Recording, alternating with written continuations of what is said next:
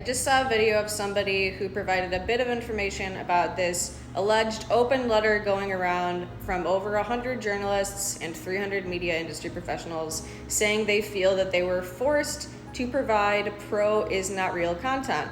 Before I get into further nuance, this is why I go around saying journalists act as media and society-building processes.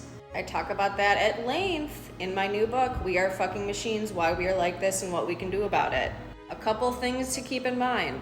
I haven't seen any major news source verify that this letter is legitimate, so keep that in mind. All of the BBC journalists are listed as anonymous with their title. There's names of the over 300 media industry professionals for the most part. We are in an era where most any source can be credible or not. Any alleged credible source can be correct or not. And people often don't do their due diligence to distinguish what is what. As a critical media ecologist and someone with a PhD in media and communication, I can tell you this censorship of Gaza medics under fire is not by any means the beginning, and the journalists know that as well, as they state right here. This is just one censorship in a long line of agenda-driven decisions. Regardless of whether or not this instance is true, I need everyone to know that the media makes political decisions all the fucking time, and they do it under the guise of objectivity and providing both sides. But we know in a global system owned, especially the media, but really every industry, by the transnational and global capitalist class who deliberately monopolized the media first so that they could control our perception of reality.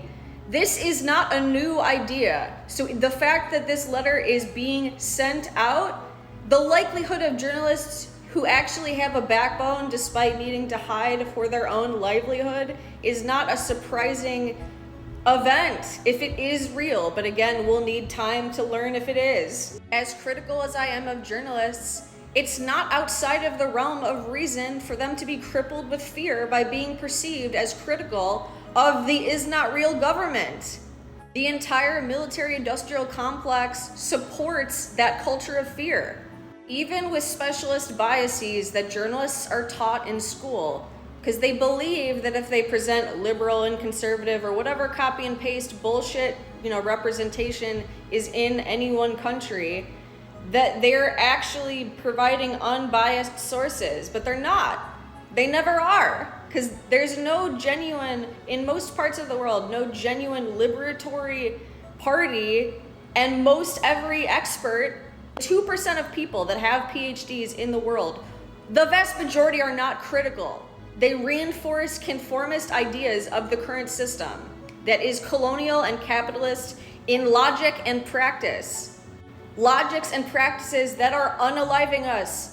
The ecocide and the genocide of Palestinians is just one example in a really long list of colonial projects. Anyway, here's the rest.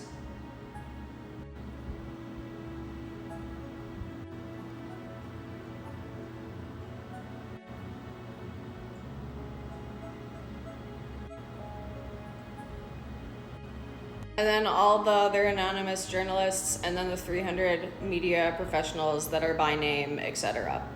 Just look it up.